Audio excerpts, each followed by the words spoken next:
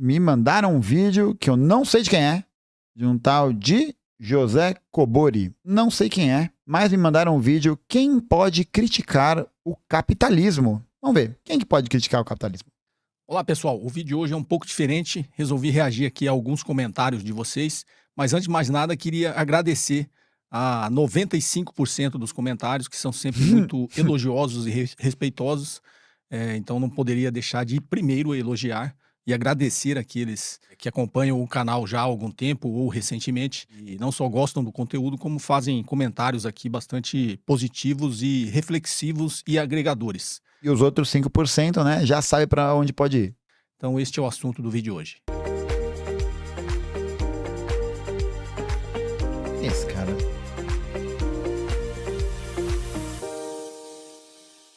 Bem, pessoal, antes de mais nada, se você não é inscrito no canal, se inscreva e ative aí as notificações para ser avisado sempre que eu postar um novo conteúdo. Se você gostar, clique no like e não deixe de fazer os seus comentários aqui abaixo.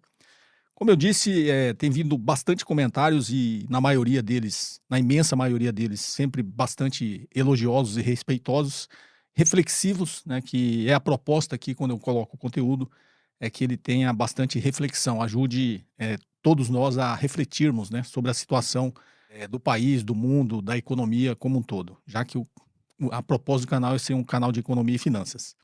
Mas tem alguns comentários, como sempre, e tem vindo muitos específicos, assim, com algumas críticas que eu acho que não faz nenhum sentido e vou resolver reagir aqui e fazer um vídeo um pouco diferente. Então vamos lá. Aqui um tal de Rothschild. José Cobori começou bem, agora virou um estatólatra. Nossa. Não existe nada mais pernicioso do que defender o Estado. Agentes coercitivos que ferram os mais pobres.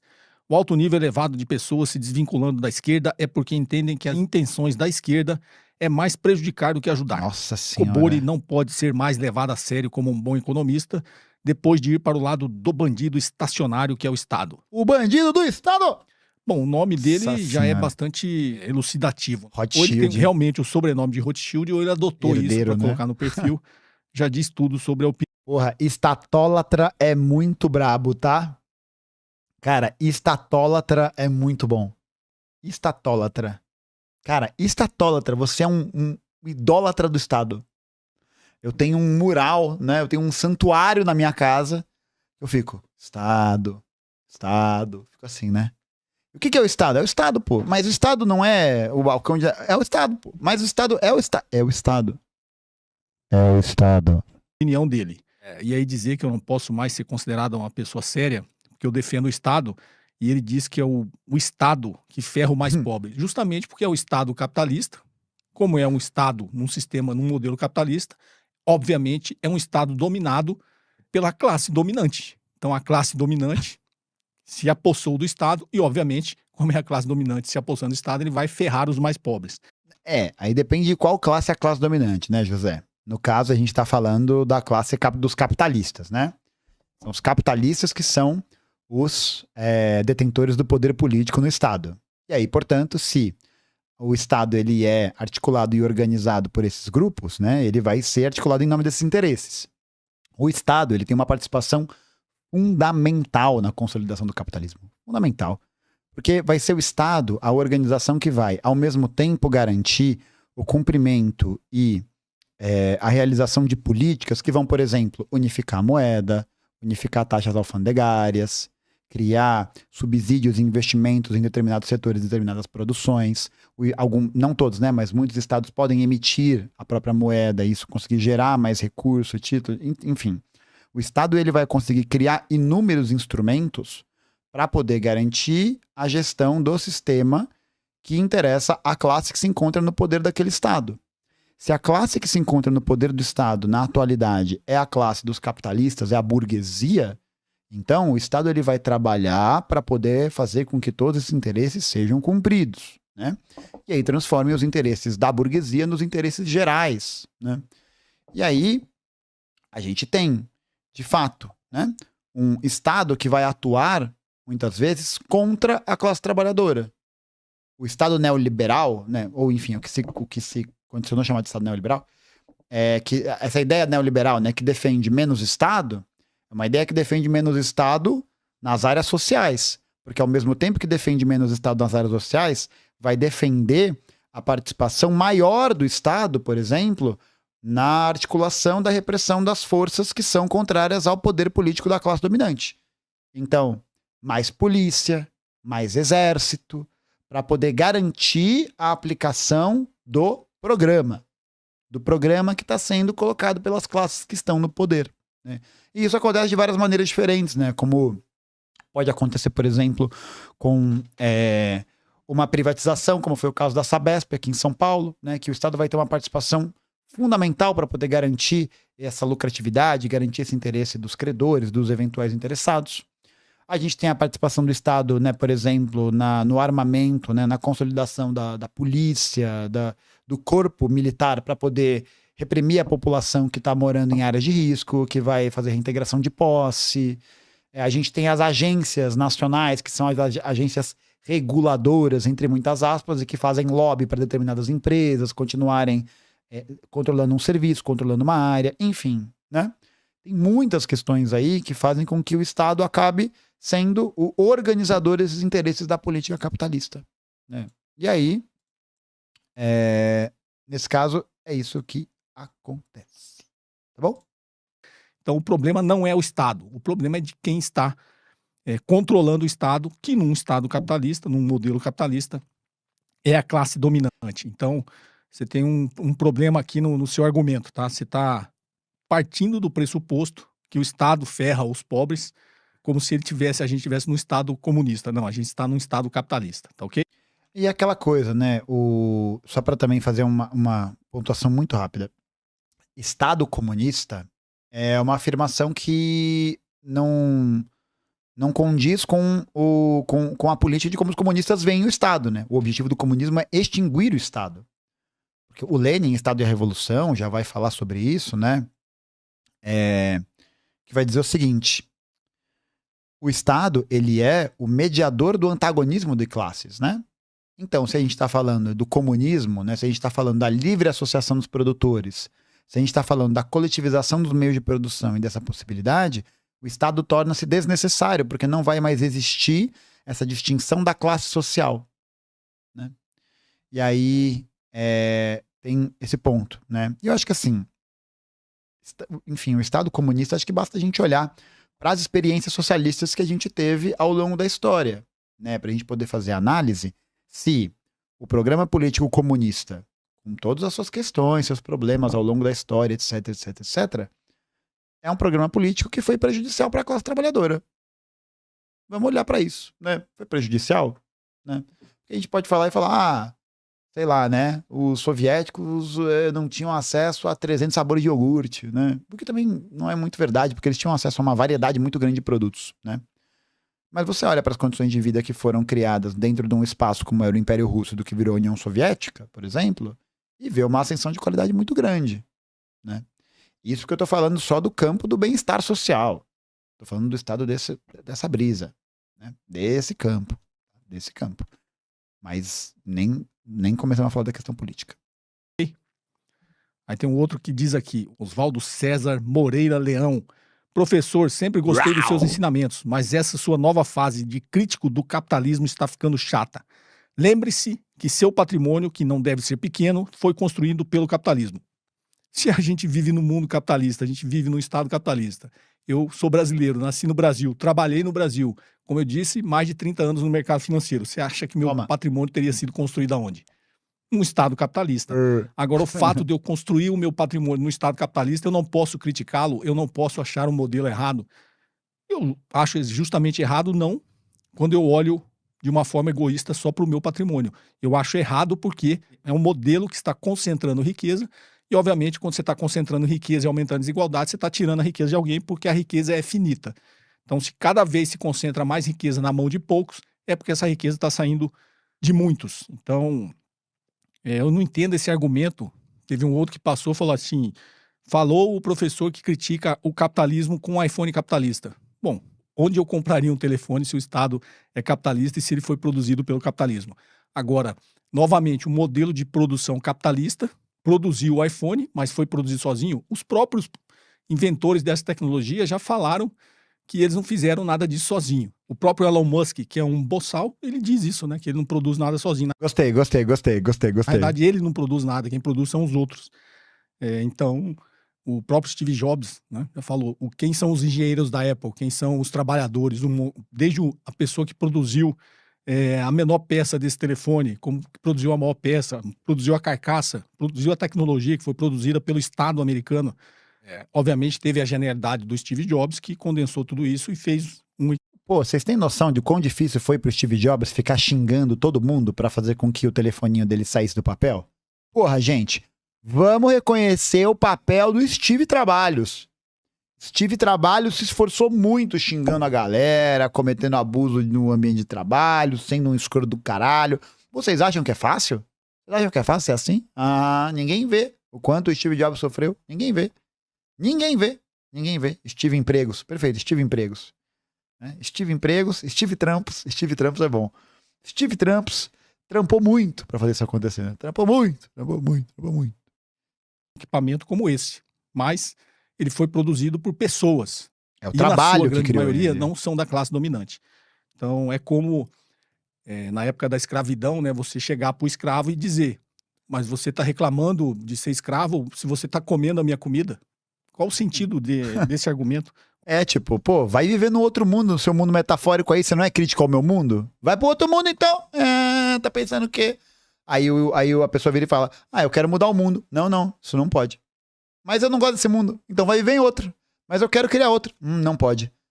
Mas então, Um argumento bastante pobre, né? Eu espero que as pessoas tenham um pouquinho mais de consciência quando fazem esse tipo de crítica. Ou seja, se o meu patrimônio foi feito e construído no capitalismo, eu não posso... Não, pelo capitalismo, né? As notinhas de dinheiro saíram voando, né? Tal qual os pássaros da paz, né? Saíram ali. Olha lá!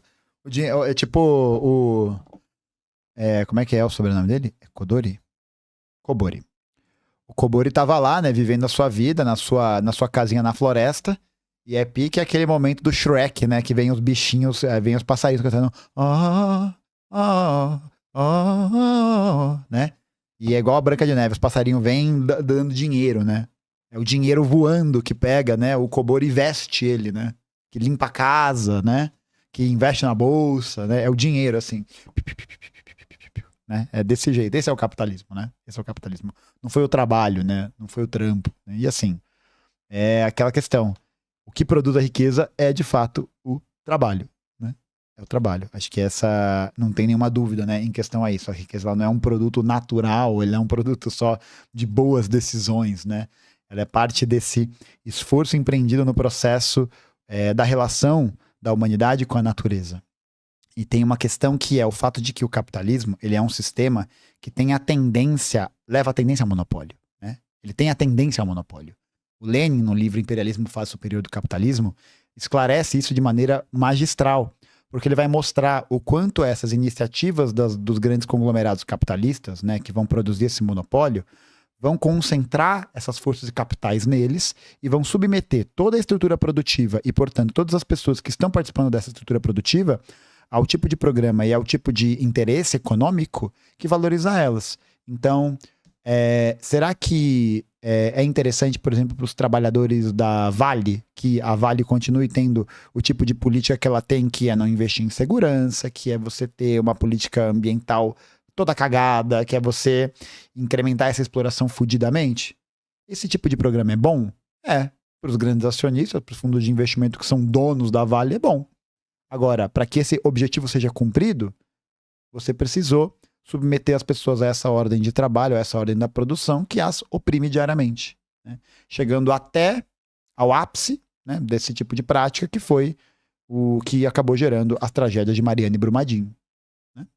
As tragédias, né? Os crimes de Mariana e Brumadinho. Criticar o capitalismo. Não sei de onde as pessoas tiram essa ideia. Aqui um Casmurro Dutra, tão tendencioso quanto acreditar que a iniciativa privada é sempre mais eficiente, é igualmente tendencioso acreditar que tudo é serviço de infraestrutura básica. Só pode estar com o Estado por conta do bem-estar social. Não esqueça, assim como as empresas são formadas por gente, os governos também são. A diferença é que a empresa tem prerrogativa de dar resultado e pode ser punida, em maior proporção em relação ao Estado. Verdade? Nossa Senhora. Qual foi a punição que os acionistas controladores da Americanas tiveram? Ai, ai, ai, ai, ai,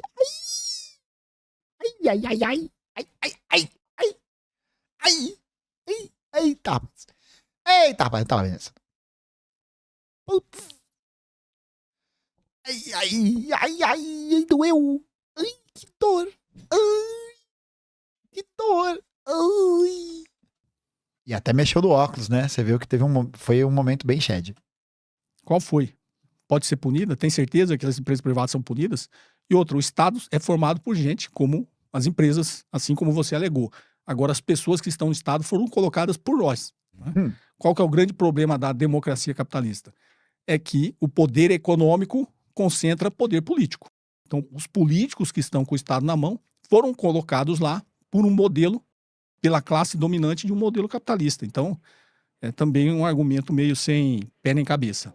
Acho que assim, até pensar, por exemplo, na questão eleitoral, o quanto existe de manipulação desses aspectos, né? Da manutenção da estrutura. Então, é você fazer com que o trabalhador defenda uma pauta ou um interesse que não é dele, que não é do seu interesse estratégico, né? Para fazer com que esse tipo de coisa aconteça. Mano, basta ver aí, né? O que foi a eleição municipal de 2024, esse circo, né? Esse teatro do caralho, né? Essa coisa que a galera olha e fala, meu Deus, o que é isso, cara? Né? E de novo, basta a gente ver, mais uma vez, né? Aí você vê como as coisas são interessantes. O Cobori tem total razão nisso, né? Do que ele tá falando. Dentro dessa ordem do Estado capitalista, as empresas não são punidas. Os empresários não são punidos. O governo federal, o governo Lula, assinou, na semana passada, um novo acordo com a Vale e com a Samarco para poder estender o tempo de pagamento das indenizações causadas pela Vale, em Mariana e em Brumadinho. Assinou uma extensão do tempo, aumentou os valores, mas assinou uma extensão do tempo e foi um acordo proposto ao mesmo tempo pelo governo federal que conversou com as empresas. Ou seja, né? Pode esquecer que vai sair daí alguma coisa boa. As pessoas falam isso com tanta propriedade e convicção que Nem lembram da Vale. Me preocupa saber que as pessoas realmente acreditam nisso que elas estão falando, sem ter um mínimo de reflexão e de critério. Mas acho que faz parte também, né, Cobori? Acho que não pode cair muito nessa. Acho que é o senso comum, é isso aí. E tem um outro ponto importante, né? A empresa privada, ela é guiada pelo princípio da lucratividade, da busca pelo lucro. Né? Essa eficiência, ela é representada pelo quanto aquela empresa consegue aumentar do seu valor, né? Do seu valor monetário, do seu valor econômico. E o Estado é outra coisa. O Estado é essa articulação, é um contrato social, né? Essa ideia, não sei o quê. É outra parada. Né? Só que qual que é a brisa dos caras? É colocar na ordem do discurso comum essa brisa de que o Estado é como se fosse uma empresa. Ele deveria ser eficiente tal qual uma empresa. Só que a meta do Estado não é dar lucro. O Estado não tem um acionista, né? Ele não tem um acionista. A empresa privada tem. A empresa de grande porte, né? Que eu estou me referindo aqui. Porque a grande maioria das empresas não tem acionista. São pequenas empresas que são esmagadas pelo monopólio. São esmagadas pela concentração de capital. Vide aí, por exemplo, que no caso da estrutura do agronegócio brasileiro, 1% das propriedades do agronegócio concentram 77,4% do faturamento do setor inteiro.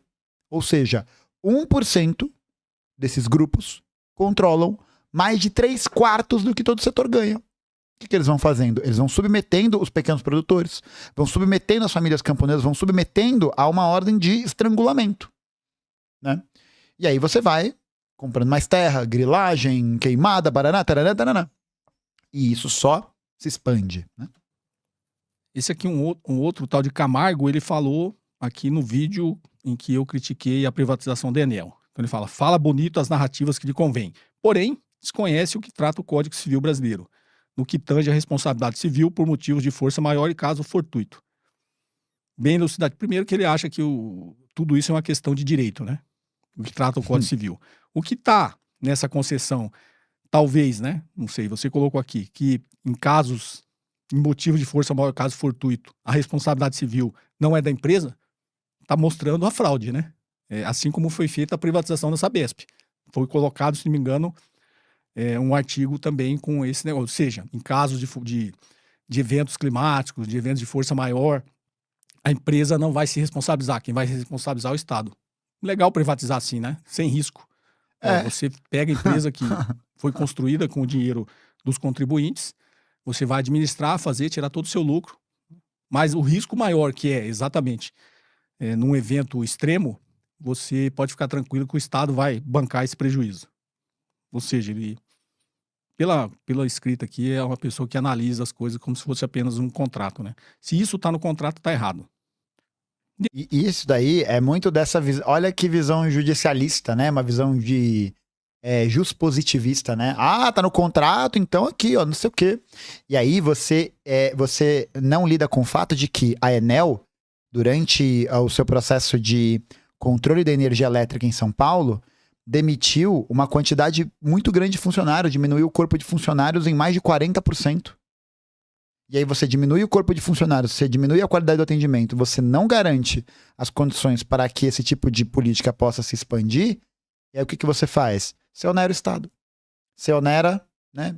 Você fala aí, não é problema meu. Né? Pede pro Estado resgatar. Né? Como foi, por exemplo, no Rio Grande do Sul, como foi aqui em São Paulo, você pede isso, pede ajuda. Né? Socorro, me ajuda. E aí ainda tem outra coisa, né? Que é o fato de que no processo, por exemplo, de reconstrução do Rio Grande do Sul, foi votado o perdão da dívida do Rio Grande do Sul para poder garantir essa reconstrução, e o governo e as forças do governo federal votaram contra. Votaram contra. A Maria do Rosário, que disputou a prefeitura do Rio Grande do Sul, votou contra.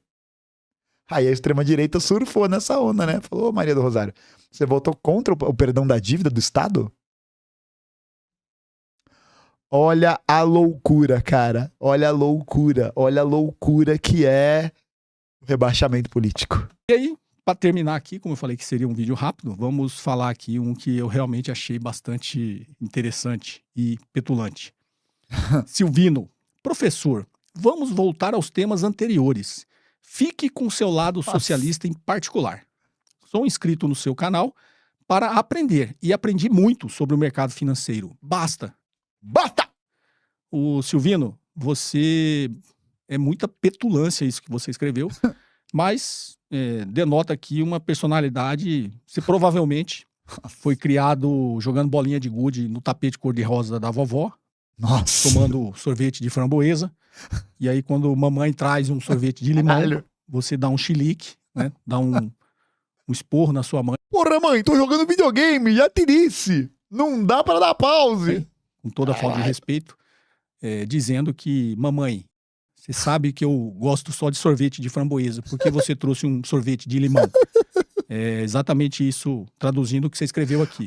Ou seja, você é inscrito no canal, você aprende, ainda enfatiza que se aprende muito sobre o mercado financeiro, mas só quer escutar isso. Você não quer escutar nada além disso. Mamãe, eu queria tanto um sorvetinho de framboesa. E ainda fala pra mim, basta, né? Vamos voltar aos temas anteriores e fique com seu lado socialista em particular. Não. Então, um recado aqui pra todo mundo. Não, eu imagino assim, né? Eu imagino que o José Cobori não seja comunista nem socialista, né? Eu imagino isso. Mas eu acho que quando ele consulta os comentários, ele vê esse tipo de coisa, ele fala, caralho, moleque, o bagulho é muito mais sinistro do que eu pensava. Tem vários comentários parecidos com esse aqui, mas esse aqui eu achei particularmente bastante petulante, viu, Silvino? Volta lá pro tapete cor-de-rosa da vovó pra jogar suas bolinhas de gude, e quando mamãe trazer um sorvete de limão, você aceita, em vez de dar uma bronca nela. Porque de maneira particular esse tipo de comentário acabou aqui me trazendo a fazer esse... E me irritou. Como todo ser humano, eu sou ser humano, todo mundo me acha educado, que eu não saio da linha, né? Não faço esse tipo de comentário, mas sou um ser humano. O canal é meu, eu nunca aceitei patrocínio de ninguém, de banco, de nenhuma empresa, e fui muito procurado, ainda sou procurado. Agora nem tanto, porque eu comecei a falar mal do mercado financeiro. Mas antes, no início do canal, fui procurado por praticamente todos os bancos para ser patrocinado. Nunca aceitei, justamente porque eu quero o meu canal é para falar aquilo que eu penso, né? E não quero ser tutelado por ninguém. Toma. Então, se você que mandou esse comentário acha que eu vou falar aqui só o que vai te ajudar a ganhar dinheiro, você está muito enganado. Quando ele manda, o canal é meu e eu sou isso assim de trás. Ai. O canal. Ai.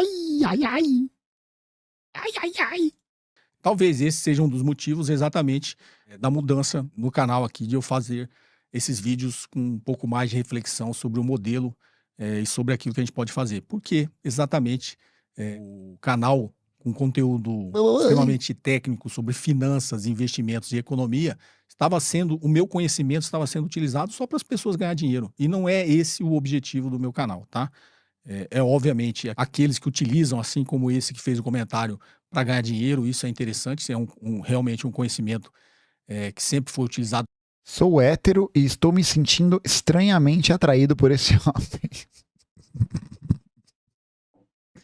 Broderagem. Para isso, nos 30 anos que eu vivo, mais de 30 anos que eu atuo no mercado financeiro, mas o motivo da mudança é justamente isso. Eu não quero que o meu conhecimento seja utilizado apenas para ganhar dinheiro. Eu quero que o conhecimento que eu tenha, de alguma forma, possa ser útil para toda a sociedade, para toda a humanidade. Achei bom. Para que a gente seja honesto. melhor como ser humano. Bem honesto. Esse é o grande objetivo desse canal e eu continuarei firme, seguindo exatamente, fazendo e falando aquilo que eu penso, tá ok? Para isso eu estudo, para isso eu leio, para isso eu faço reflexões, porque não importa só o patrimônio que eu tenho, onde ele foi construído, importa que o conhecimento que eu tenho seja utilizado para objetivos muito maiores, como eu falei no vídeo, achei honesto, achei bom. O meu sucesso e o de vocês também, tá? É um sucesso coletivo.